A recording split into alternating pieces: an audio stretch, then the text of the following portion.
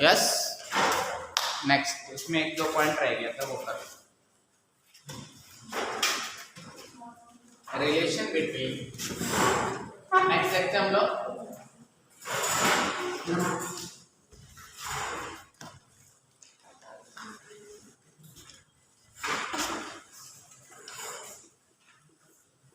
relation between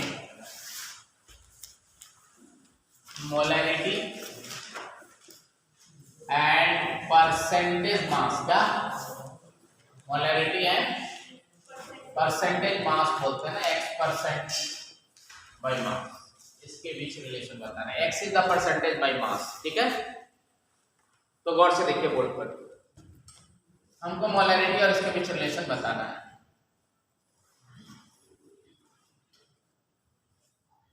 मान लिया ये एक सॉल्यूशन दिया है और इस सॉल्यूशन के अंदर x% by mass of AB solute दिया हुआ है। x% by mass of AB solution क्या है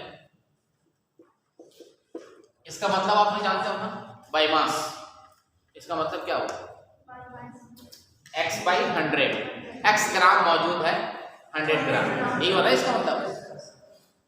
यहां पर हम आपको डेंसिटी ऑफ सॉल्यूशन देंगे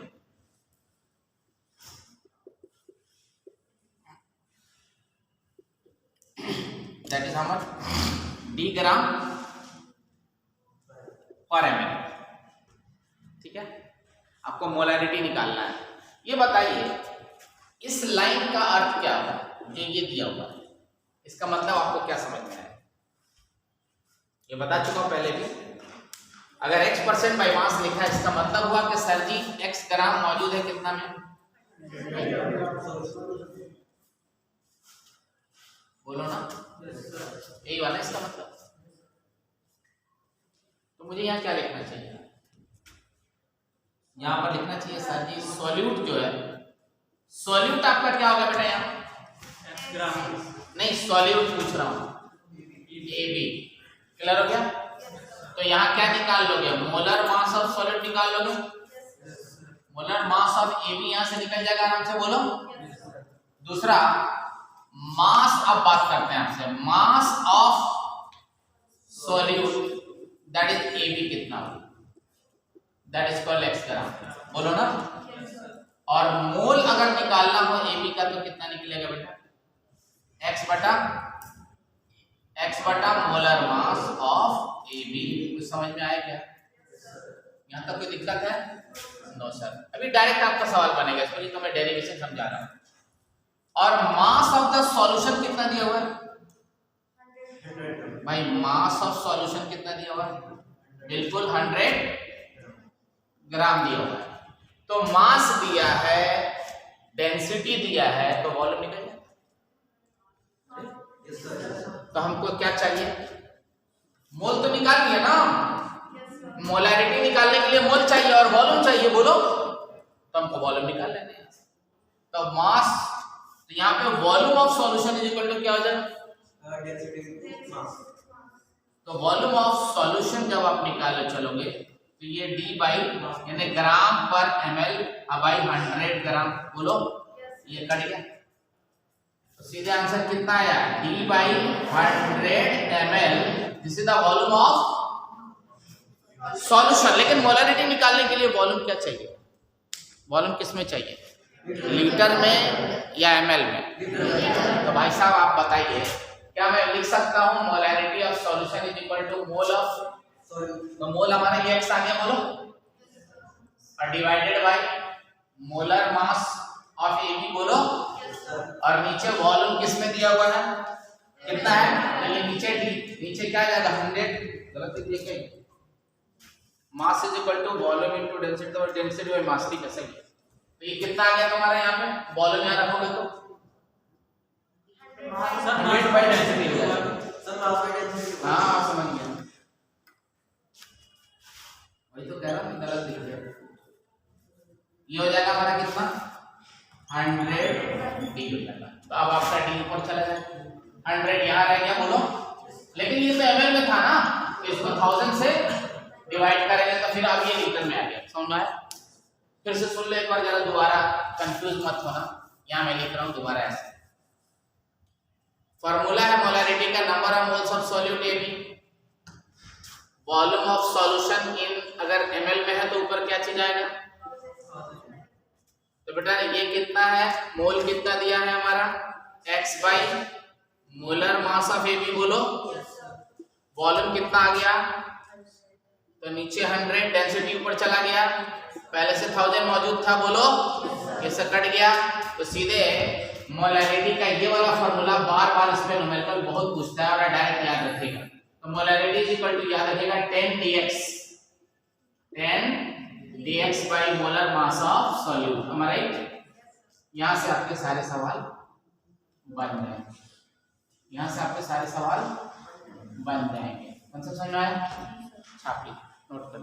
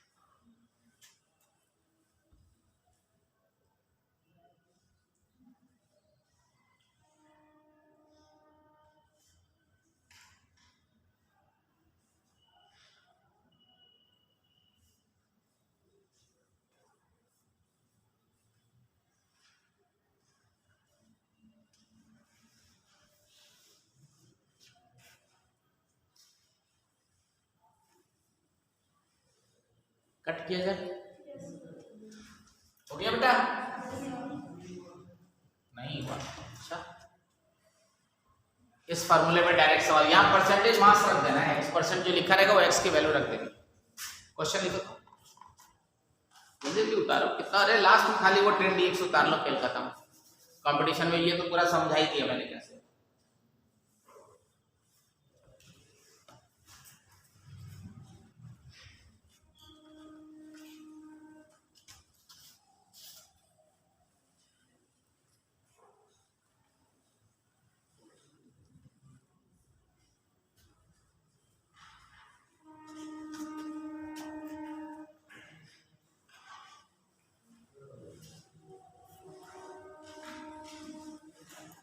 डन बच्चों, क्वेश्चन लिखिए, calculate the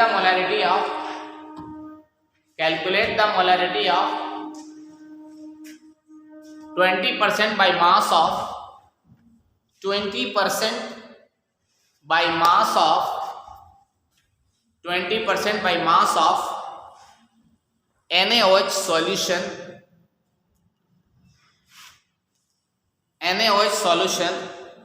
if the density of solution is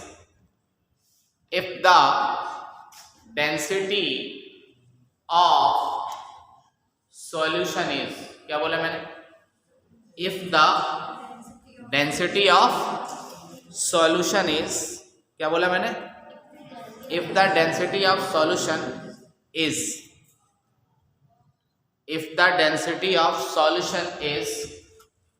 0.15 ग्राम पर ml,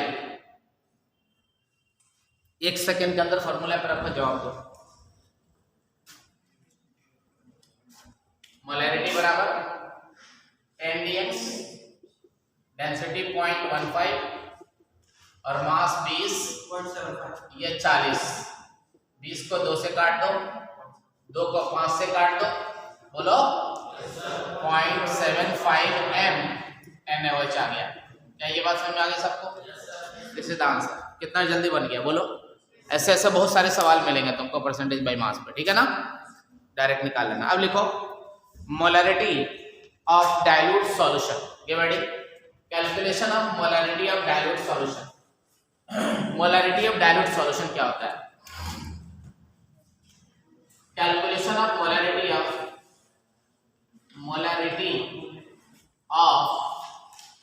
dilute solution, calculation of molarity of dilute, क्या बोलो, सॉल्यूशन। अब देखो कैसे, मान लो ये पहले से हमारा एक सॉल्यूशन है, सुनना पहले, एसिड होगा, बेस होगा, सॉल्ट होगा, कुछ भी होगा, उसकी शुरू में नंबर ऑफ मोल्स N1 है, उसकी मोलैरिटी M1 है, वॉल्यूम V1 है, ml है लीटर में, no problem.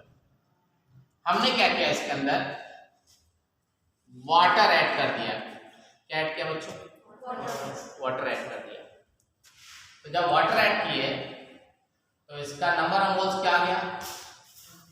N2, molarity M2, volume ध्यान से देखना V2, बोलो नया समझ में। अब आपसे पूछा जा रहा है कि ये नया वाला मोलैरिटी कितना होगा। अभी रुक जाइए, हमने एक गिलास लिया या एक जग में 5 गिलास पानी डाला और उसमें करीब 250 ग्राम शक्कर डाला और नींबू वगैरह सब डाल के शिकंजी तैयार कर ली। तब तक कुछ लोग और आ गए, चीनी खत्म हो गया, क्या करेंगे? अब काम चलाना है सबको, तो सिर्फ पानी मिलाएंगे ना, बोलो, उसको थोड़ा और पानी मिला के काम चला देंगे। भाई ना पिलाने से तो अच्छा है कुछ पिला दो, बोलो यार, नाम तो रहेगा कि पिलाया, बोलो। तो ये फॉर्मूला आप लोग अप्लाई करना। आगे बढ़ते हैं। अब जब आप पानी मिलाइएगा तो क्या उसमें चीनी का अमाउंट बढ़ जाएगा या घट जाएगा? बताओ क्या होगा? चीनी का अमाउंट बढ़ेगा, घटेगा या रिमेन सेम? कह रहा है घट जाएगा। अरे मिठास घट जाएगी ना, चीनी तो वही है ना भाई मेरे, नहीं आया समझ में? तो सुनिएगा ध्यान से, यहां पर चीनी N1 है, क्या है बोलो, और तुम पढ़े हो मोलैरिटी बराबर क्या होता है बेटा? Number of moles upon volume, तो N बराबर क्या होगा? Mv। तो यहाँ पर N1 की वैल्यू कितना लिख सकता हूँ? M1V1। और यहाँ N2 की वैल्यू कितना लिख सकता हूँ? बट आप जानते हो कि N1 किसके बराबर है? दोनों के बराबर है कि नहीं? नहीं मालूम? ए लड़की, तो ये क्या हो जाएगा? M1V1 equal to M2V2। बेटा ये निकालना था अपन, तो M2 निकल जाएगा यहाँ से, तो जो मोलैरिटी होगी वो हो जाएगा M1V1/V2। इस पे भी सवाल पूछे जाते हैं, राइट? फॉर एग्जांपल अगर क्वेश्चन आ जाए कि हमारे पास एक सॉल्यूशन है जिसकी मोलैरिटी M1, द मोल कुछ भी हो, मोलैरिटी जो है वो 0.05 m है, हमने इसका वॉल्यूम जो ले लिया वो है 500 ml है, बोलो। अब इसके अंदर हमने क्या कर दिया कि इसका पूछ रहा हूं तो मोलैरिटी क्या होगा अगर इसका वॉल्यूम, ध्यान से सुनिएगा, अगर इसमें हम वाटर ऐड कर दें नियर अबाउट 750 ml, कितना ऐड कर दें?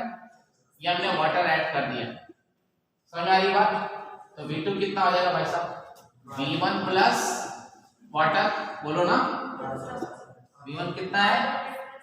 यस, और ये 750 हो गया, कितना हुआ टोटल? 1250 ml हो गया, बोलो। सवाल बन गया, M2 निकल जाएगा भाई, चीनी तो वही था ना, बोलो। सो यू कैन राइट कौन सा फॉर्मूला? M1V1 बराबर M2V2। क्या आ जाएगा तुम्हारा? M2 बराबर M1 हमारा 0.5, V1 हमारा ये V1 है 500 अपॉन 1250, बोलो भाई। अब इसको आप सॉल्व करोगे तो जाहिर सी बात है कम ही आएगा, बोलो, है कि नहीं आएगा? तो ये 0 से ये 0 कट, हम 25 दूना 50, 25 पचे 125, बोलो ना, ये कट गया 0.01, आंसर आया 0.02 है, बोलो। कहाँ था? 0.5 से ये मिठास बढ़ गई कि घट गई? घट गई ना, नहीं आ समझ में यार, राइट एंड प्लीज। नेक्स्ट,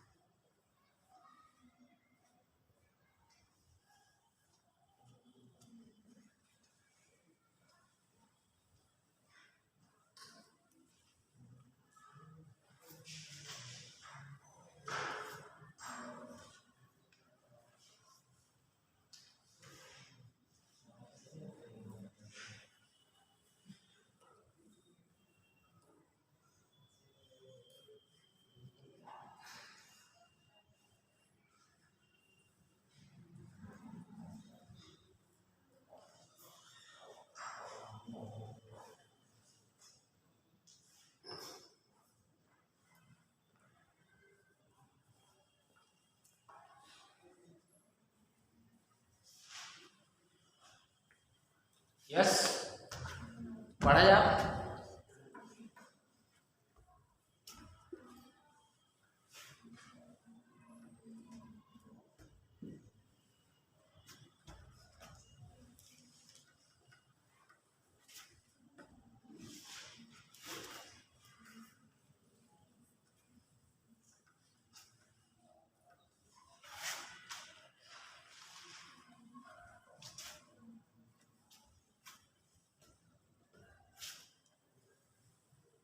अब लिखे calculation of molarity of mixture.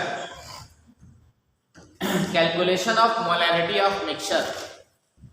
Calculation of molarity of mixture. देखिए 3 तरह का मिक्सचर होगा। केस फर्स्ट, जैसे यहां एसिड ले लिया मैंने, क्या ले लिया भाई साहब, और एक और एसिड ले लिया, एक तो ये है,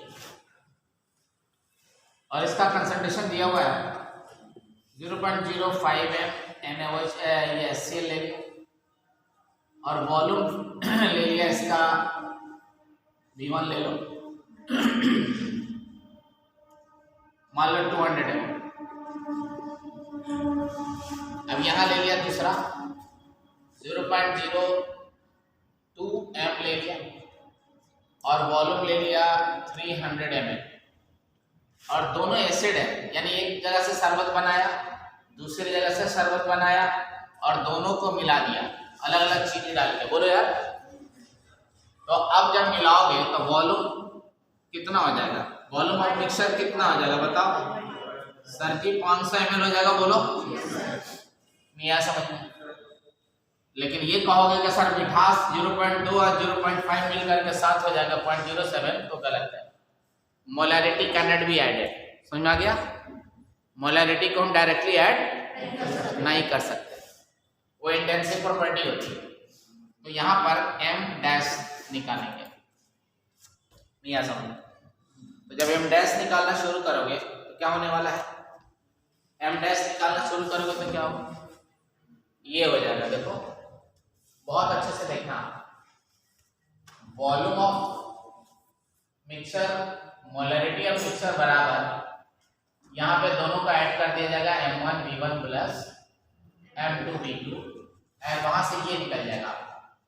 दैट्स वाई m मिक्सचर बराबर m1 की जगह पे आप रखोगे 0.05, और वॉल्यूम की जगह आप रखोगे 200, फिर आप रखोगे 300, और यहाँ रखोगे 0.02। बोलो बेटा, and divided by volume total कितना हो जाएगा 500, and this is your answer. ये आपका आंसर होगा।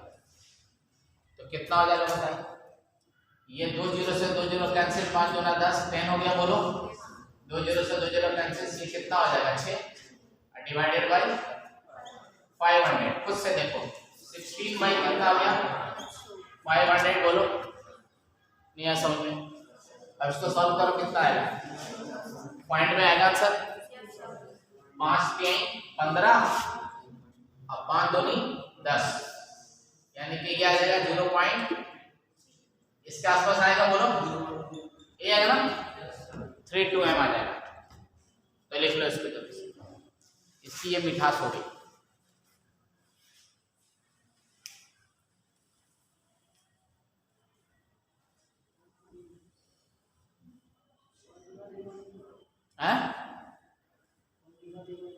क्या आएगा, करना इसको डिवाइड करना,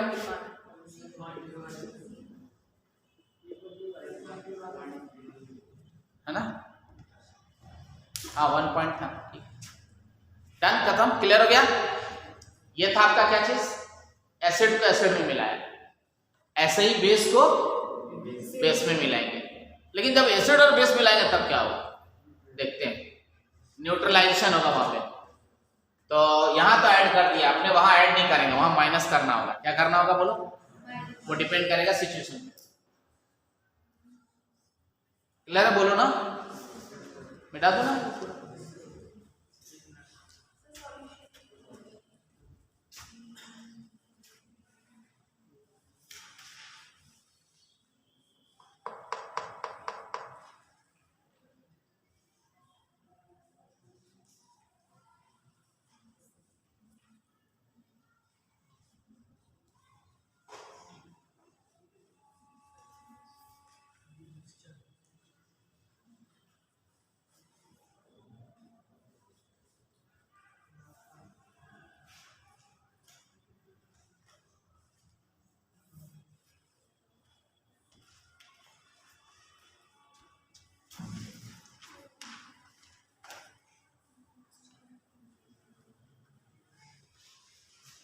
मिटाया जाए।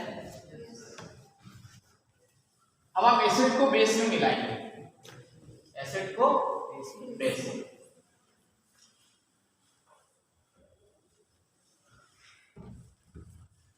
केस सेकेंड, हमारे पास एक तरफ एसिड है और एक तरफ क्या है, बेस है बेटा।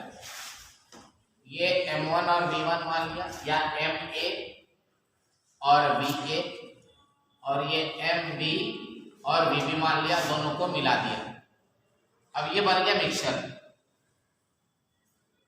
अब ये मिक्सचर क्या होगा, एसिडिक होगा कि बेस वाला होगा या फिर न्यूट्रल होगा, डिपेंड करेगा इसके और इसके वैल्यू पर। सुनिए हमारी बात। अगर केस फर्स्ट, अगर MA-VA की वैल्यू ग्रेटर देन MB-VB के हुआ तो सॉल्यूशन हमारा एसिडिक हो जाएगा, राइट। और अगर आपका MA-VA लेस देन क्या हो जाए तो फिर ये बेसिक हो जाए, और अगर बराबर हो गया तो न्यूट्रल। बोलो ना, तो ये सॉल्यूशन हमारा न्यूट्रल हो जाएगा। चलिए ये देखते हैं, क्वेश्चन बनाते हैं। क्वेश्चन ऐसे है,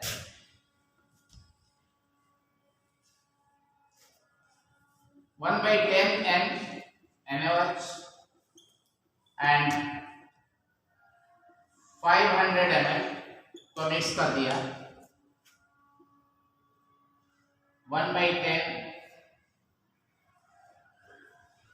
N नहीं M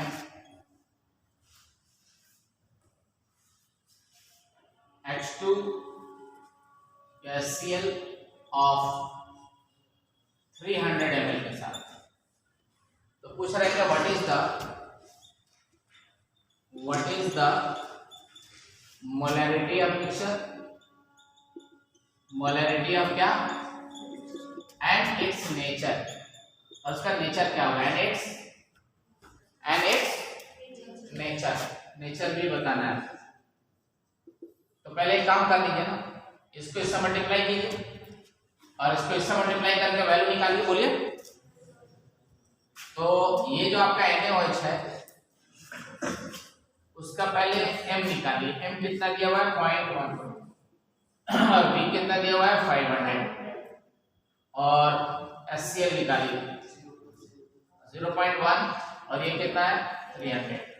ये से ये कैंसिल हो गया ना, दिस इज 50 और इससे ये कैंसिल हो गया, दिस इज 30। बोलो यार, 50 cc या 50 आ गया, ये मिल इक्विवेलेंट। अब आप बताइए इसमें कौन ज्यादा है कौन कम है, 50 ज्यादा है, 30 कम है, यानी NaOH ज्यादा है, इसका मतलब सॉल्यूशन क्या हो गया, बेसिक। समझ आ रहा है? तो बनाओ देखिए कैसे। तो सर हम एक काम करेंगे, तो वॉल्यूम टोटल कितना हो जाएगा, 500 और 300 800 हो गया। बोलो, ये वॉल्यूम ऑफ द मिक्सचर हो गया, ये मोलैरिटी ऑफ मिक्सचर निकल जाएगा यहाँ से, और माइनस करेंगे हम लोग, तो 50 - 30 आपको करना है, राइट। नहीं आया समझ में यार, अरे आया नहीं आया, 20 हो गया ना बेटा। तो M डैश तुम्हारा कितना निकल गया, M मिक्सचर कितना निकल के आएगा मिक्सचर, तो ये हमारा 20 आ गया, डिवाइडेड बाई 800 आ गया। बोलो, 0 से 0 कट गया ये, तो 2/80, 2/80 को सॉल्व कर लो, that is your answer. Clear हुआ? उतार, ठीक है, समझ में आ गया, उतार लो। तो ऐसे सवाल आएंगे, इस तरीके से अलग अलग सवाल पूछा जाएगा, कहीं पे सेम आएगा, कहीं पे ज्यादा आएगा, जहां सेम आएगा वो न्यूट्रल हो जाएगा। क्लियर है? थैंक यू, ये टॉपिक हमारा पूरा ओवर हो गया। अब हम लोग पढ़ेंगे एक बड़ा खतरनाक चीज, नॉर्मलिटी रह गया। तो नॉर्मलिटी को पढ़ने से पहले इक्विवेलेंट वेट जानना होगा। क्या जानना होगा बोलो, गौर से समझो, इक्विवेलेंट वेट किसे कहते हैं। मिटा दो ना, अच्छा नो सर।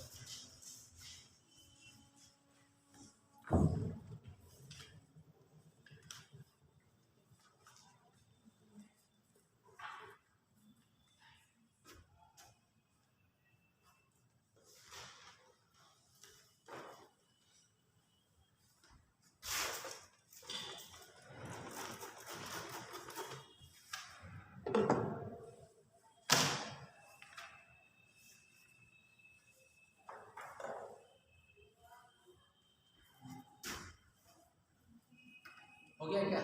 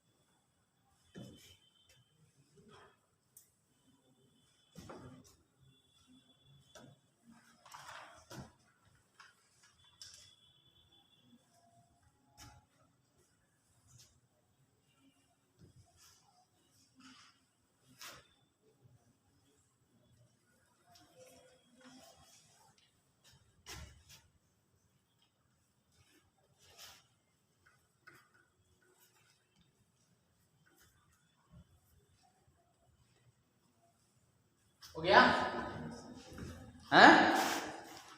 चलो आगे बनाते हैं सवाल, ध्यान देना आप लोग।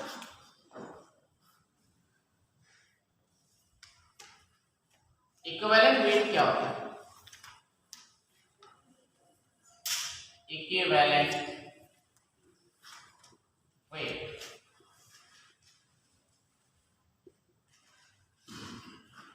Equivalent weight, just you see please, equivalent weight को जान के जाना साफ हो। इक्विवेलेंट लफ्ज का मतलब जानो। 10 का नोट कितने 5 के बराबर होगा? कितने 5 के नोट के बराबर? समझ में आ गया? तो 10 का नोट 5 के कितने नोट की इक्विवेलेंट है? आगे समझ नहीं आया? समझ। उसी तरीके से आप ये इतना बड़ा बड़ा मान लीजिए 5 ml का कप है, और इसमें अगर आप 5 से मल्टीप्लाई कर दें तो ये 5 ml गिलास 25 ml हो गया। बोलो, इसका 25 ml, इसके कितने इक्विवेलेंट है? 5 ml के 5 टाइम्स है। बोलो, नहीं आ समझ? This term is known as equivalent. क्या कहलाता है? बात समझ आ गई? अब उसी तरह केमिस्ट्री में बताया जाता है कि कोई केमिकल सब्सटेंस है, ना मेटल है ना नॉन मेटल है, मैं एनी सब्सटेंस बोल देता हूं, या कोई एलिमेंट फिलहाल लेके चल लेते हैं। इसमें अगर आप ध्यान दीजिएगा, स्टैंडर्ड डेफिनेशन क्या है? इस एलिमेंट के x एक एलिमेंट है, इसके m मास से यानी m ग्राम से यदि 1 पार्ट यानी 1 ग्राम हाइड्रोजन जुड़ता हो, या 8 पार्ट यानी ऑक्सीजन जुड़ता हो, या 35.5 पार्ट क्लोरीन जुड़ता हो, तो इसके जितने मास से ये 1 पार्ट जुड़ेगा, उसी मास को हम इस एलिमेंट का क्या बोलेंगे? इक्विवेलेंट वेट बोलेंगे। समझ में आ गया? बोलो ना, दोबारा सुनो। या इस x के जितने मास में से, x का जो भी मास हो, उसमें से अगर 1 पार्ट हाइड्रोजन निकल जाए, 1 ग्राम हाइड्रोजन निकल जाए, बोलो, या 8 पार्ट ऑक्सीजन निकल जाए, या 35.5 पार्ट क्लोरीन निकल जाए, तो उस मास को क्या बोलेंगे? इक्विवेलेंट। ये एक रफ तरीका है पता करने का। बहुत सारे मेथड्स हैं इक्विवेलेंट वेट निकालने के, जो अभी मैं आपको बताने जा रहा हूं। तो यहां पर उदाहरण स्वरूप आप पहले ये देखिए, मान लीजिए आपके पास सोडियम आ गया, मान लीजिए आपके पास मैग्नीशियम आ गया और एल्युमिनियम आ गया। पहले हम इसको हाइड्रोजन से रिएक्शन कराते हैं और ये 2NaH बनाता है, ये 2 लिखिए, बोलो, और यहां पर भी इसको हाइड्रोजन से रिएक्शन कराएंगे तो ये MH2 बना के चलेगा, MgH2, right? It is balance already. Aluminium को H2 से जब रिएक्शन कराओगे तो ये AlH3 मान लो बना के दे रहा है।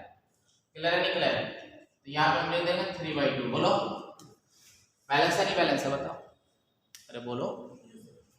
आपने यहाँ क्या देखा कि हाइड्रोजन हमारा 2 ग्राम है, तो ये टोटल मास कितना होगा 2 × 23 नहीं आ समझ 46 ग्राम।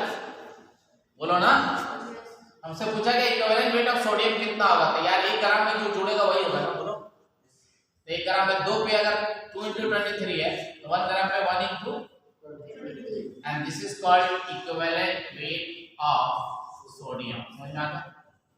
अरे बोलो ना, एक पार्ट सोडियम का मास 23 है, उससे 1 ग्राम हाइड्रोजन कितना जुड़ेगा, राइट। तो यहाँ तो आपको देख रहे हैं कि 2 ग्राम में हमारा 46 है, तो 1 ग्राम में जो जुड़ेगा वही होगा ना इक्विवेलेंट वेट। नहीं आया समझ में? 2 इक्विवेलेंट नहीं बोलना, 1 इक्विवेलेंट। तो 1 इक्विवेलेंट का मतलब क्या हो गया कि हाइड्रोजन का 1 ग्राम, सोडियम का 23 ग्राम। नहीं आया समझ में? नहीं आया समझ में? यहाँ ये कितना ग्राम है और ये कितना ग्राम होता है, तो 1 ग्राम में कितना हो जाएगा ये, तो 12 इक्विवेलेंट वेट हुआ यार। नहीं आया समझ में? आया नहीं आया? 12 इक्विवेलेंट वेट हुआ ना मैग्नीशियम का। यहाँ पे कितना ग्राम है और ये कितना ग्राम है, तो 1 ग्राम में कितना हो गया, तब ये हुआ ना इक्विवेलेंट वेट। बोलना नहीं आ समझ में? लेकिन सर आपने तो अभी पढ़ाया था ऑक्सीजन का भी। तो देखो, तो सोडियम का रिएक्शन अगर तुम ऑक्सीजन से कराते हो तो ये बना के देगा तुमको एनर्जी। बोलो, और ये हाफ हो जाएगा। बोलो यार, 1 ऑक्सीजन 1 ऑक्सीजन, 2 कट गया, 2 सोडियम 2 सोडियम। बोलो ना, मैग्नीशियम ले लो, ऑक्सीजन से रिएक्शन करा दो, क्या बना के दिया भाई साहब, यहाँ क्या बना भाई साहब, बोलो। एल्यूमिनियम ले लो, ऑक्सीजन से रिएक्शन कराओ, this will form you Al2O3। मैंने पहले ही बताया था, क्रॉस मल्टीप्लाई करेंगे। बोलो, यहाँ पे 2 है, यहाँ पे 3 है। बोलो यार, यहाँ 2 लिख दो, इसको 3 बनाने के लिए क्या करना पड़ेगा अपन को, आगे समझ चेक करते हैं। यहाँ पर 16 ग्राम पर 2 × 23 ग्राम है। बोलो, तो 8 ग्राम लेना होता है ना, तो फिर 23 आगे नहीं आ गया। बोलो, नहीं आ समझ में? अरे इक्विवेलेंट वेट समझ में आ गया? यहाँ पर कैंसिल कीजिए इसको, फिर 16 ग्राम पे ये 24 है, तो 8 ग्राम पे कितना हुआ, आया नहीं आया समझ? यहाँ देखो, 48 ग्राम पर 2 × 27 है, तो 24 ग्राम पर 27 ग्राम। नहीं आया समझ में? और कितना ग्राम पे हमको लेना है, 24 के बाद 16 के 48 होना, तो सही है। तो 24 पे 27 है, हमें लेना कितना पे, ऑक्सीजन के लिए 8 पे लेना है ना, तो तुम डायरेक्ट ले लो ना 8 पे, यहीं से 8 ग्राम में कितना होगा। बोलो, तो 8 ग्राम पे लोगे तो कितना आ जाएगा, यही आएगा। बोलो, नहीं आया समझ में? यार कुछ पल्ले पड़ा क्या, नहीं पड़ा? अरे पड़ गया। तो इस तरीके से इक्विवेलेंट वेट आपने निकाल के देखा। क्लोरीन में भी वैसे ही आया। ये एक मेथड था। कौन सा मेथड था? एक। अब आपको बताएंगे different methods to calculate equivalent weight. Different methods. अच्छा, डिफरेंट मेथड्स तो हम बताएंगे, तो घूम फिर के हो क्या रहा है इसमें, इलेक्ट्रॉन का लॉस और गेन हो रहा है, इलेक्ट्रॉन का हेरा फेरी हो रहा है, उसकी वजह से इक्विवेलेंट वेट बदल जा रहा है। भाई केमिकल रिएक्शन होता है तो क्या होता है, इलेक्ट्रॉन इधर का उधर, उधर का इधर जाता है। बोलो ना, and that is going to happen. तो आपको ऐसे ही कुछ करना है यहाँ पे। तो ये एक मेथड था, स्टार्टिंग था। Equivalent weight is not a weight, बल्कि वो एक तरह का, हम लोग मार्केट में सब्जी खरीदने जाते हैं तो देखना एक बैलेंस देता है, ऐसे देता है नहीं? अरे ऐसे देता है नहीं? बैलेंस होता है, आपको आलू चाहिए होता है तो तुम क्या करते हो, यहाँ आलू खाली रख के ले लेते हो क्या, उसके इक्विवेलेंट एक बाट डालते हो ना, 1 किलो 2 केजी का। बोलो, या 2 kg तब उसी हिसाब उसके पैरेलल हो तो हम लोग मान के चलते कि चलो बराबर है। नहीं आ समझ में? तो ध्यान में रखना इस बात को। तो यहाँ पर ये रफ एक मेथड था, इक्विवेलेंट वेट का इंट्रोडक्शन था। अब हम आपको बताएंगे different methods to calculate equivalent weight. Note कीजिए इसको।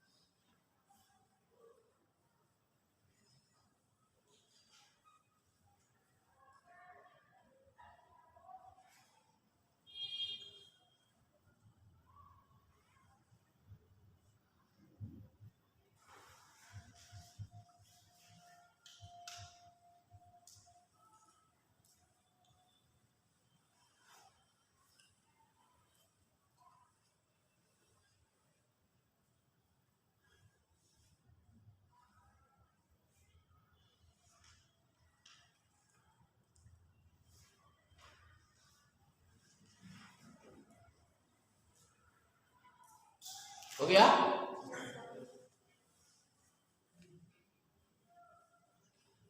बेसिक क्लोरीन से भी रिएक्शन करा के निकाल सकते हैं ना, कोई दिक्कत नहीं। मिटा दो ना।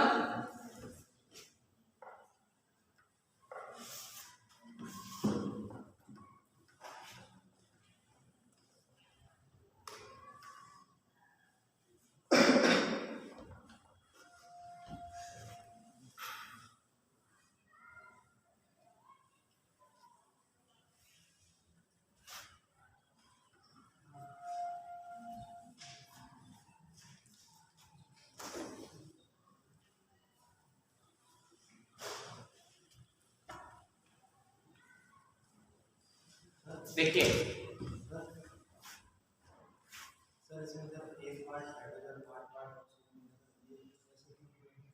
स्टैंडर्ड मान लिया गया, डिफाइन कर लिया गया है ना, आईयूपीएसी ने इसे स्टैंडर्ड मान लिया है। समझ में? Next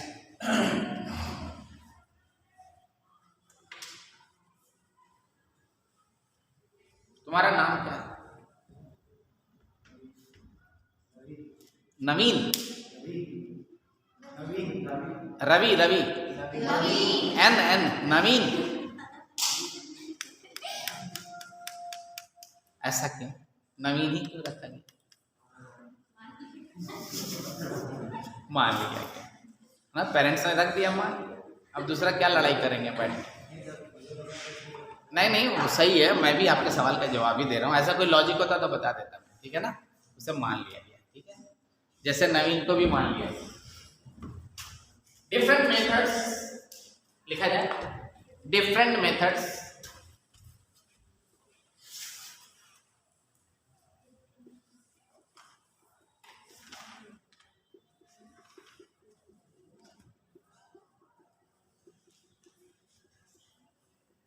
to calculate equivalent weight, different methods to तो कैलकुलेट क्या बोलो, इक्विवेलेंट वेट 1 2 3 4 5 6, ठीक है। देखिए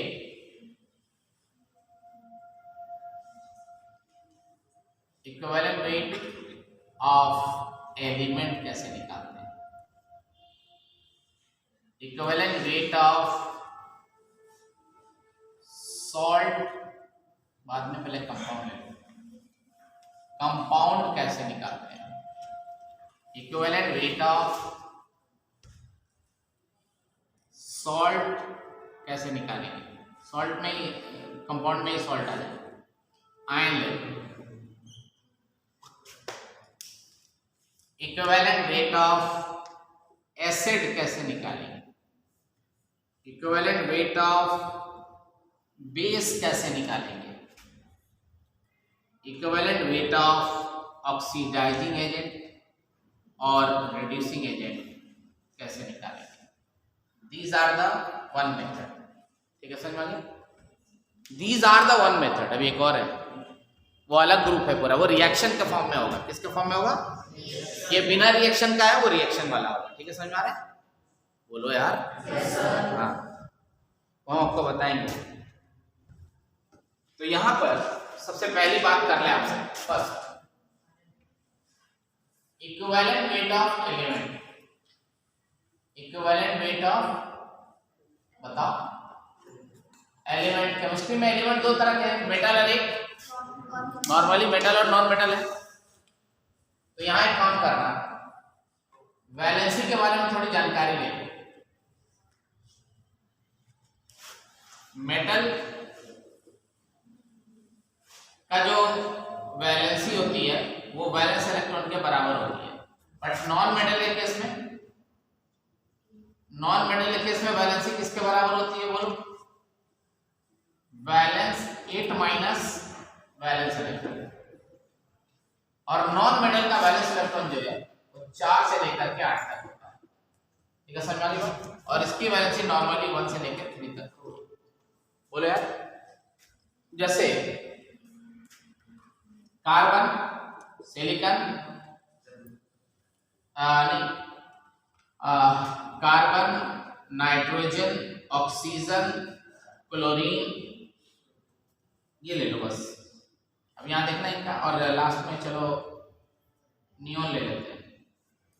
यहां पे इनका वैलेंस इलेक्ट्रॉन निकालो तो वैलेंस इलेक्ट्रॉन 4 5 6 7 8 ये होता है। तो इनकी वैलेंसी निकालना जरा सा, ये नॉन मेटल हुए कि नहीं हुए, 4 से 8 क्या हो गया, नॉन मेटल हो गया ना, बोलो।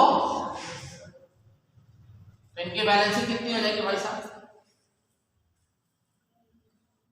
1 4, इसकी 3, बोलो 8 में से 5 गया 3, 6 गया 2, 7 गया 1, ये गया 0। Is there any problem, no sir. अब इक्विवेलेंट वेट जब निकालेंगे आप, तो इक्विवेलेंट वेट ऑफ एलिमेंट बराबर इक्विवेलेंट वेट ऑफ बराबर क्या है, एटॉमिक मास डिवाइडेड बाय, बताओ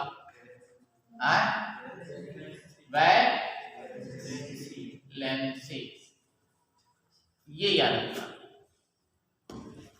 ठीक है समझ आ गया।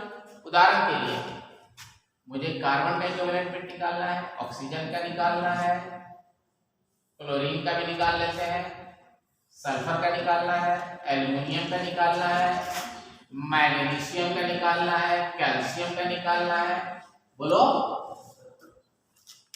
चलो निकालते हैं। तो कार्बन का एटॉमिक मास कितना होता है और उसकी वैलेंसी कितना आ गया इक्विवेलेंट वेट, बात समझ में आ गया सब, नहीं आ समझ में। ऑक्सीजन 16/2 कितना आएगा, तो इससे इक्विवेलेंट वेट ऑक्सीजन का हम कितना लेते थे, समझ में आया भाई साहब, नहीं आया समझ में। क्लोरीन का 35.5 by that is called, sulphur का 32/2 16, एल्युमिनियम का 27/3 दैट इज कॉल्ड 9, मैग्नीशियम का 24/2 दैट इज कॉल्ड 12, कैल्शियम का 40/2 that is called 20। am I right? लिख लीजिए।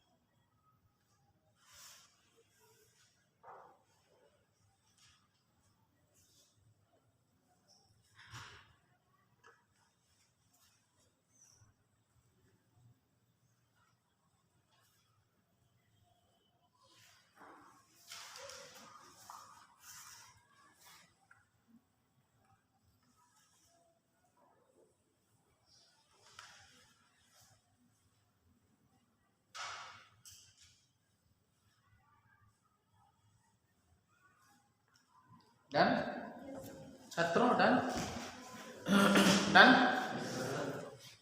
बहुत अच्छा, बेटा दो बेटा।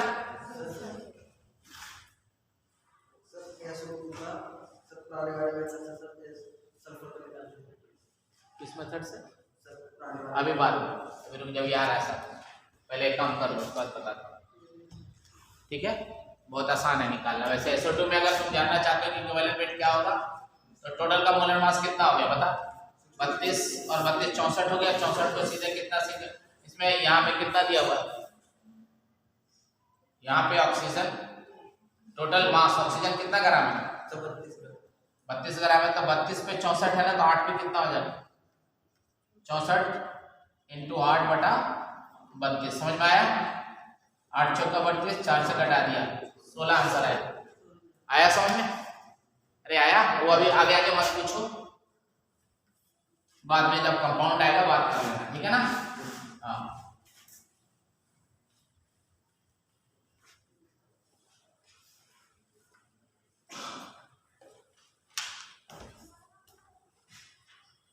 क्योंकि इक्विवेलेंट वेट रिएक्शन में अलग आएगा, कंपाउंड के फॉर्म में अलग आएगा, क्या नेचर है वो देखना होता है। तो इतना आसानी से एक एक समझो, पहले सबको मर्ज नहीं करना एक साथ। दूसरा, कंपाउंड, कंपाउंड या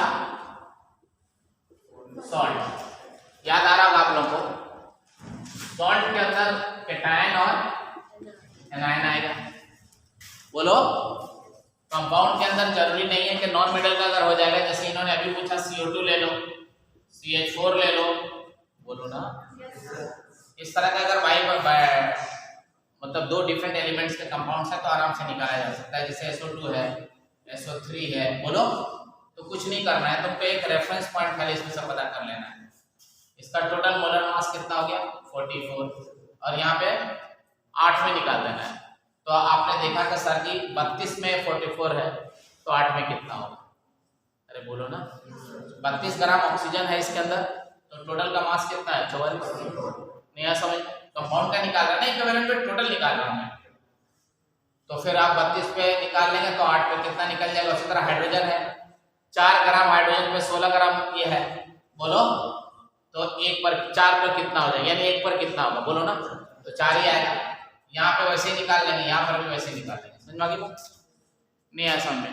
लेकिन आयनिक कंपाउंड में जब आएंगे, यहाँ सॉल्ट के बारे में बात करेंगे, तो मान लीजिए कि ये आपका सॉल्ट है AX और BY, this is your salt. तो जब इसको आयन में तोड़ोगे तुम तो ये ऐसे टूटेगा, X ये वाला जो है आगे आ जाएगा और A का जो चार्ज है प्लस वो Y बन जाएगा और Y यहाँ आगे आ जाएगा और B का जो चार्ज है वो X माइनस बन जाएगा। बोलो नहीं आ समझ में? तो क्या हो जाएगा बताओ, यहाँ बताओ बढ़िया से, ये और ये मल्टीप्लाई हो जाएगा। तो लिखा जाता है कि इक्विवेलेंट वेट ऑफ आयन या आयनिक कंपाउंड, इधर देखो, ionic compound is equal to molar mass, क्या अब एटॉमिक मास थोड़ी आएगा, molar mass and either of the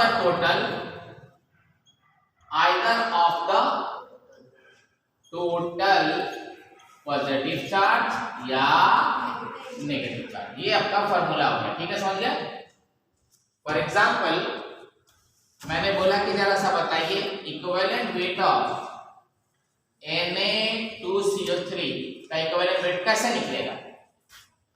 तो इसके ऊपर चार्ज ये -2 हो गया और ये +1 हो गया, बोलो तो बेटा टोटल पॉजिटिव चार्ज कितना हुआ, 2 हो गया, 2 × +1 बोलो ना, और टोटल नेगेटिव चार्ज कितना हो गया, यहाँ नीचे 1 है तो -2 × 1 दैट इज कॉल्ड -2, बोलो। तो या तो 2 रख, मतलब -2 रखो या +2 रखो, माइनस साइन नहीं लेते हैं। तो कहने का मतलब जो चार्ज है उसका नंबर लिया जाता है, तो प्लस और माइनस हमेशा सेम आएगा। तो इसलिए यहाँ लिखेंगे आपके equivalent weight of Na2CO3 is equal to इसका मोलर मास जो भी आएगा और डिवाइडेड बाय 2। समझ में आया? उतारो फिर और बता रहा हूँ, जल्दी करो, अभी और बता रहा हूँ।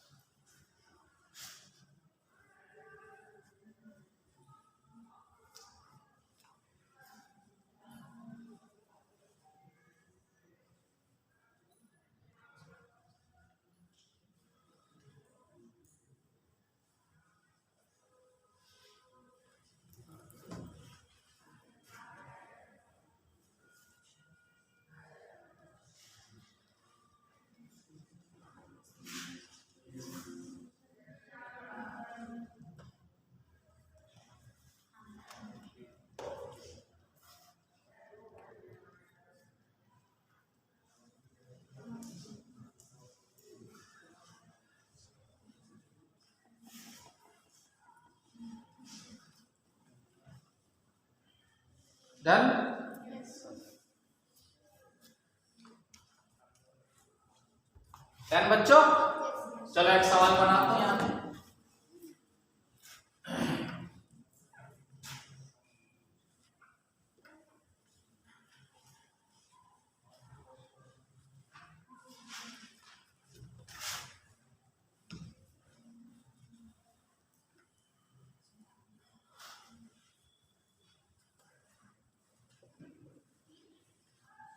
देखिए तो जरा इसका इक्विवेलेंट वेट निकाल के होता है कि आयनिक कंपाउंड है K2SO4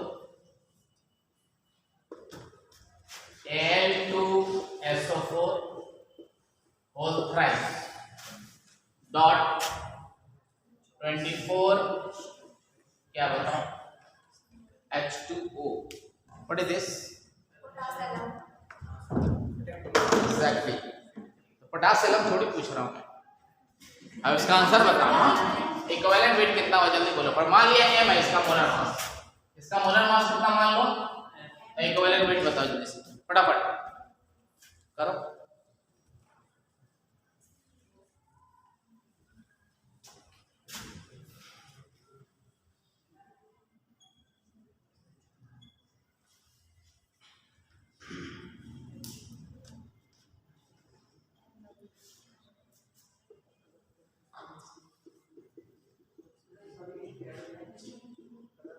चलो इसमें भी बताओ इसका इक्विवेलेंट वेट बताना है अगर इसका मोलर मास m मान ले तो जल्दी बताओ जल्दी देरी कर रहे हो तुम m भाई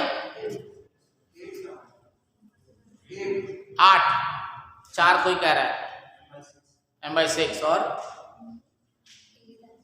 देखना इधर इसको तोड़ो तो यहाँ 1 है इधर इधर इधर इसके ऊपर कितना चार्ज आया तो 2 से मल्टीप्लाई करोगे तो कितना प्लस हो गया और इसके ऊपर कितना चार्ज आया अच्छा इधर माइनस में मल्टीप्लाई करोगे तो कितना आया -2 आएगा बोलो यहाँ में इसको मल्टीप्लाई करोगे तो कितना आएगा और यहाँ में -2 में मल्टीप्लाई करोगे तो कितना आएगा और ये न्यूट्रल होता है बोलो नहीं आ समझ तो टोटल प्लस और टोटल माइनस कितना हुआ टोटल माइनस कितना हुआ इसलिए आंसर कितना हुआ आगे समझ में यहाँ बताओ बता जल्दी से m/4 होगा ये भी तो छूटेगा +2 में -6 में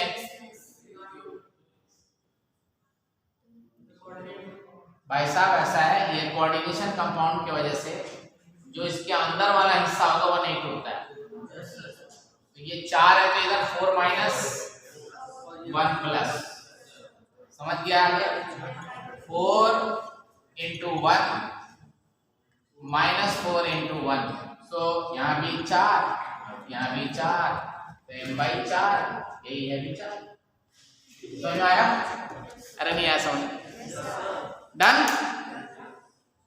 कुछ समझ में आया कि ऊपर से गया मोबाइल बंद करो यार कुछ कह रहे हो तो मोबाइल बंद करो बाद में बजाना मोबाइल क्या लग रहा है यहाँ तक देखो उसी का बज रहा था अरे तुम्हारा नहीं बजा क्या लग रहा है भाई बहुत बढ़िया आगे बढ़े इक्विवेलेंट वेट ऑफ आयंस क्या बोला ये 2 आयंस बताया था शायद एसिड और बेसिक रेडिकल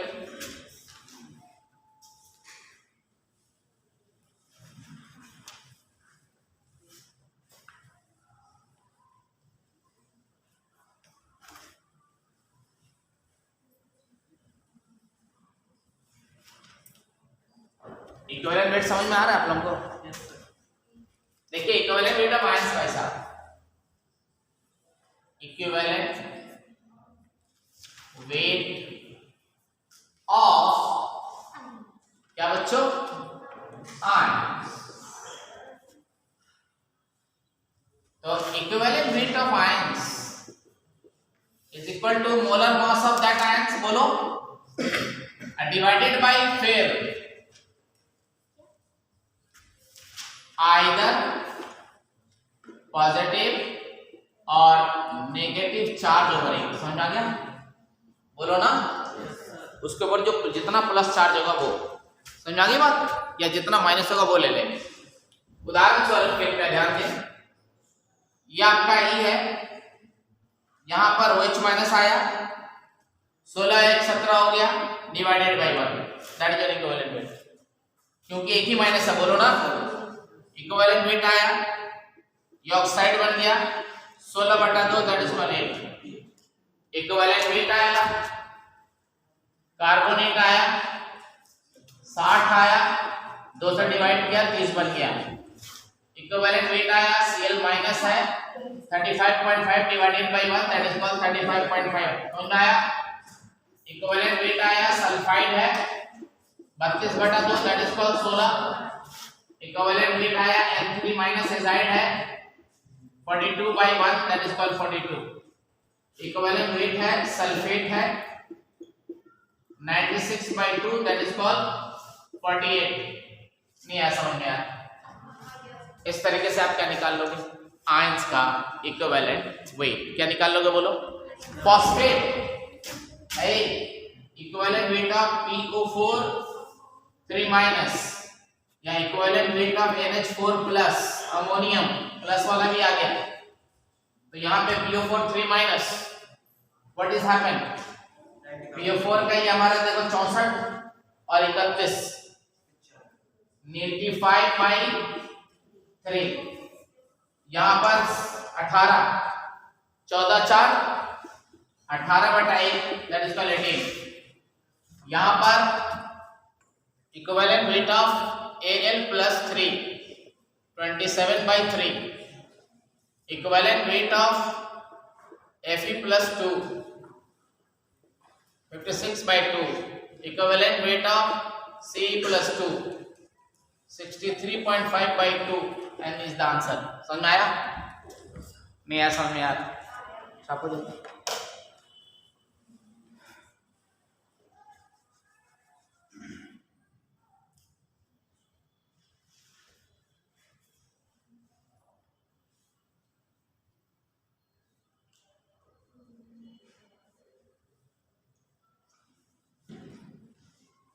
डन बच्चों, बहुत बढ़िया, अच्छा लगा।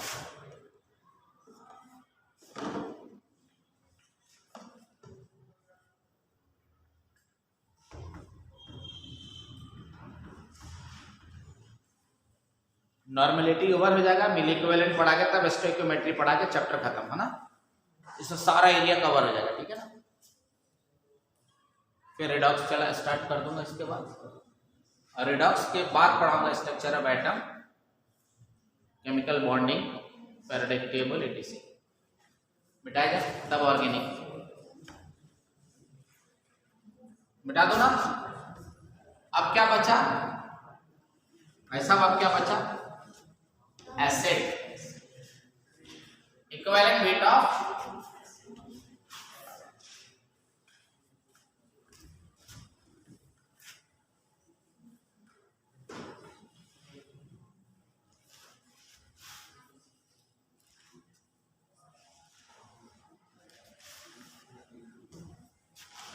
चलो हेडिंग दे दो तुम, equivalent weight of acid, equivalent weight of acid.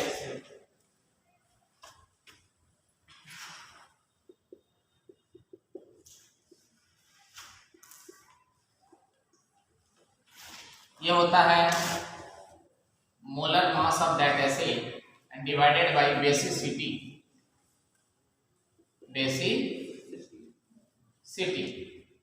इसी को हम फैक्टर या फैक्टर भी कहते हैं। ये हमारा एक स्टैंडर्ड फार्मूला हो गया। अब सवाल है कि सबसे पहले तो आप ये जानो कि बेसिसिटी क्या होता है।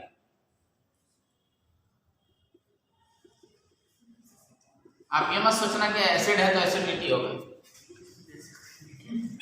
समझना की बात, एसिड रिएक्शन किससे करेगा, बेस से करेगा ना, नहीं आ समझ में, तो वो डिपेंड करता है कि बेस हमारा क्या है, दैट्स अ बेसिसिटी। और यहाँ पे बेसिसिटी के डेफिनेशन कही है। नंबर 1 टेंडेंसी, यहाँ पे लिखेंगे number of replaceable H plus ion, कोई एसिड कितना H प्लस दे रहा है, नंबर ऑफ रिप्लेसेबल क्या बोलो, number of acceptable OH minus ion, कितना OH माइनस ले रहा है, कितना H प्लस दे रहा है। नहीं है समझ में यार?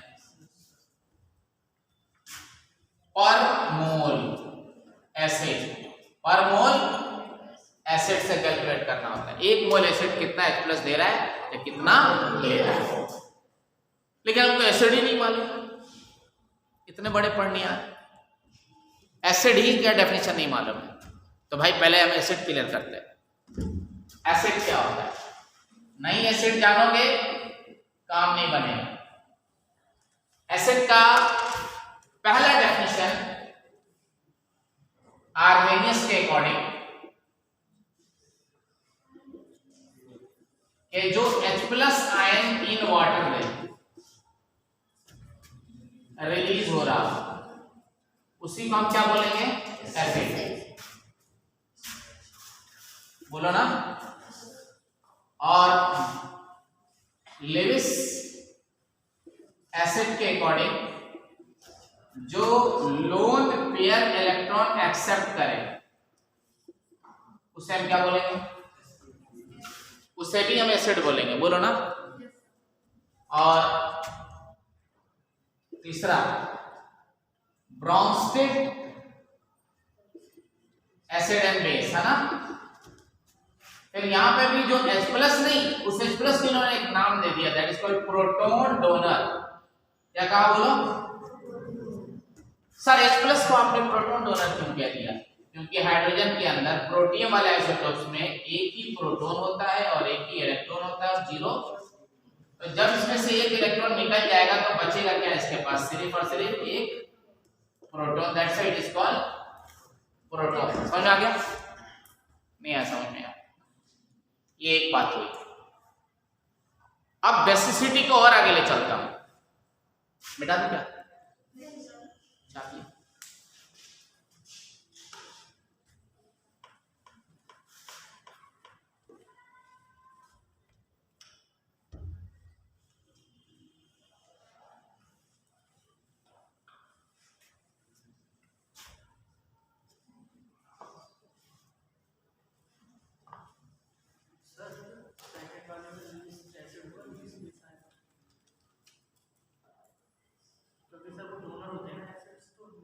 अच्छा, एसिड डोनर होते हैं क्या एक्सेप्टर होते हैं? पढ़ लीजिएगा जरा घर पे जाके। लोन पेयर एक्सेप्ट करने वाले को कहा जाता है, जो डोनेट करता है उसे बेस बोलते हैं। वैकेंट और वाइटल होना चाहिए। अभी एग्जांपल से बता दूंगा, 2 मिनट में क्लियर हो जाएगा, चिंता नहीं करें आप। जो लिखा है वो बिल्कुल करेक्ट है। 18 साल का एक्सपीरियंस है। कंप्यूटर मिस्टेक हो जाए अलग बात, कॉन्सेप्ट में गड़बड़ नहीं हो सकता। ठीक है बेटा? और तो आप तो अभी इस मामले में मेरे ख्याल से चूजे होंगे, तो अभी तो थोड़ा सा चूगेंगे, निकलेंगे निकलेंगे, उगलेंगे उगलेंगे, निकलेंगे, फिर सीख जाएंगे।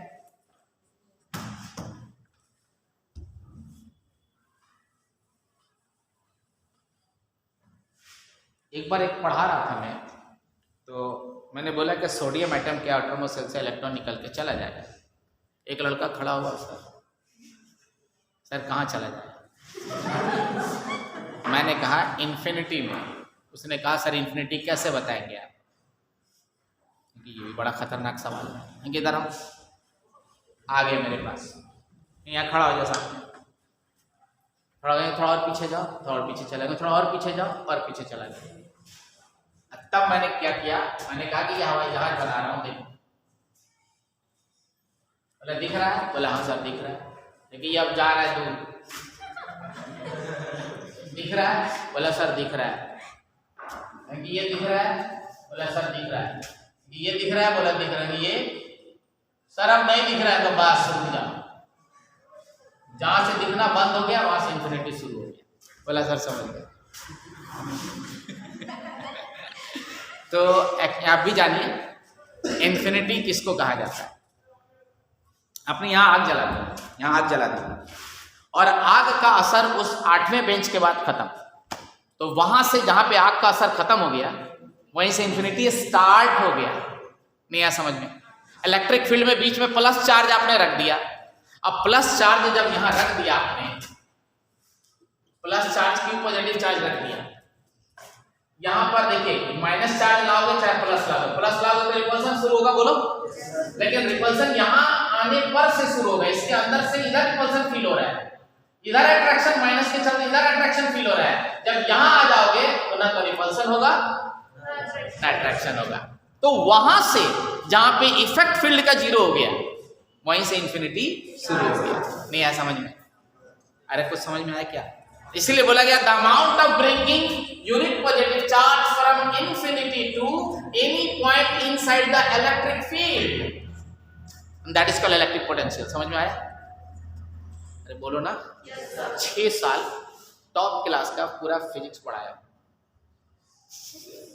Mechanics, SHM, electrochemistry, modern physics के तो बादशाह थे, और एक इंटरेस्ट था पढ़ाई का, और कोई बात नहीं था। तो आप लोग भी पढ़िए, घबराइए मत, तो मजा नहीं है। जितना नॉलेज होगा उतना मजा आएगा। जूझो, मैथ और बायोलॉजी दोनों थी मेरे पास, शौक था पढ़ने का। पीसीएम भी आप लोग एक ही सब्जेक्ट रख के घबरा जाते हो कि कितना खींच तान के मैथ में पास होते हो। सबसे ज्यादा मैथ पढ़ता था, सबसे लास्ट में बायोलॉजी पढ़ा था। तो एनीवे ये सब बात की बात है। कहने का अर्थ हुआ बेटा कि जो चीज पढ़ोगे इंटरेस्टिंग में पढ़ोगे तो कंपटीशन अपने आप तुम्हारे हाथ में आ जाएगा। तो यहाँ आ जाइए, ये हम आपको अभी इनकम्प्लीट छोड़ रहे हैं यहीं पर। एसिड का अगला सफर कल से शुरू होगा, बेसिसिटी से स्टार्ट करेंगे, राइट? याद दिलाइएगा मुझे आप लोग, और कुछ घर से पढ़ के आइएगा। लोन पर देगा कि लेगा? है Lewis acid and base. Thank you very much. आ जाते हैं।